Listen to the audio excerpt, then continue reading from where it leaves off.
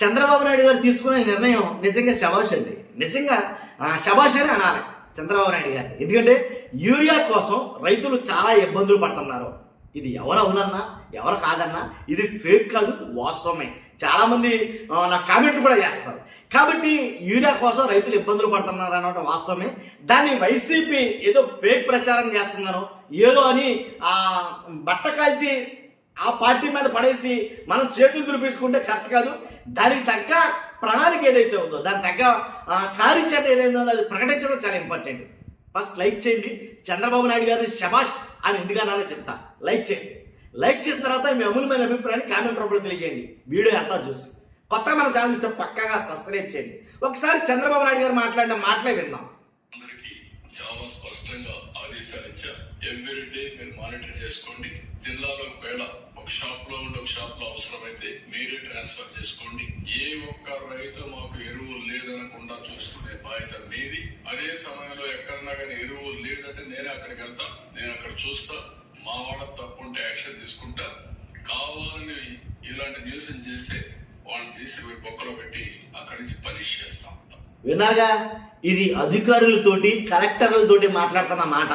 కలెక్టర్లకే చెప్తున్నాడు చంద్రబాబు నాయుడు గారు. ఏమనంటే కనుక యూరియా ఎక్కడ లేదన్నారో అక్కడ ప్రతి చోట కూడాను ఖచ్చితంగా నేను వెళ్తా. యూరియా లేదనే సమస్య వస్తే ముందే మీరు తగిన చర్యలు తీసుకోవాలా. ఎక్కడైతే కొరత ఉంటుందో ఆ ఏరియాలో ఆ కలెక్టర్ ఖచ్చితంగా దగ్గరుండి పంపిణీ చేయాలా. లేదు కావాలని ఎవరైనా దాన్ని బ్లాక్ చేసినా న్యూసెన్స్ క్రియేట్ చేసినా వాళ్ళు బొక్కలో వేస్తా అని చంద్రబాబు నాయుడు గారు అంటున్నారు. విన్నాం ఒకసారి. ఈరోజు మా కలెక్టర్స్ అందరికీ చాలా స్పష్టంగా ఎవ్రీడే మీరు మానిటర్ చేసుకోండి. ప్రతిరోజు వేళ ఒక షాప్ లో ఉండి ఒక షాప్ లో అవసరమైతే మీరే ట్రాన్స్ఫర్ చేసుకోండి. ఏ ఒక్క రైతు మాకు ఎరువు లేదనకుండా చూసుకునే బాధ్యత మీది. ఏ ఒక్క రైతు కూడా మాకు యూరియా ఎరువు లేదు అనే బాధ్యత మీరే తీసుకోవాలి. లేదు అన్న మాట రాకూడదు అని కలెక్టర్లకి వార్నింగ్ ఇవ్వడం జరుగుతుంది చంద్రబాబు నాయుడు గారు. అదే సమయంలో ఎక్కడన్నా కానీ ఎరువు లేదంటే నేనే అక్కడికి వెళ్తా, నేను అక్కడ చూస్తా. మా వాళ్ళ తప్పుంటే యాక్షన్ తీసుకుంటా. కావాలని ఇలాంటి న్యూస్ చేస్తే వాళ్ళని తీసుకుపోయి బొక్కలో పెట్టి అక్కడి నుంచి పనిష్ చేస్తాం. తమాషా అనుకోవద్దండి. రేపటి నుంచి ఎక్కడ జరిగినా సరే రాష్ట్రం మొత్తం రైతాంగానికి అందరికీ విజ్ఞప్తి చేస్తున్నా. మీరు రాజకీయాల్లో మీరు భాగస్వామి కావద్దండి. రైతులుగా ప్రవర్తించండి. మొన్నే 7,000 రూపాయలు మీ అకౌంట్ లో వేసాం. అన్నదాత సుఖీభవ.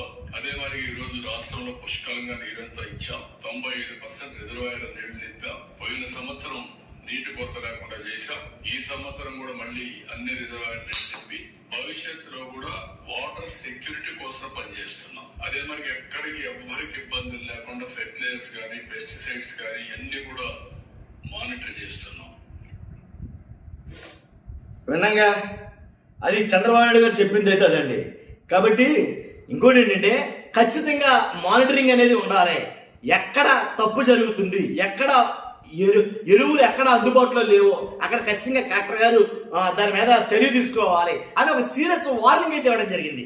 కలెక్టర్లకి అది ఆ పని చెప్పడం, అధికారుల మీద సీరియస్ యాక్షన్ తీసుకోవడం నాకు నచ్చింది. కాబట్టి యూరియా కష్టాలు ఎక్కడైనా తప్పుతాయేమో అని నాకు అనిపించింది. కాబట్టి సీఎం గారు తీసుకున్న నిర్ణయాన్ని నేను అభినందిస్తున్నాను నిజంగా. Thank you very much.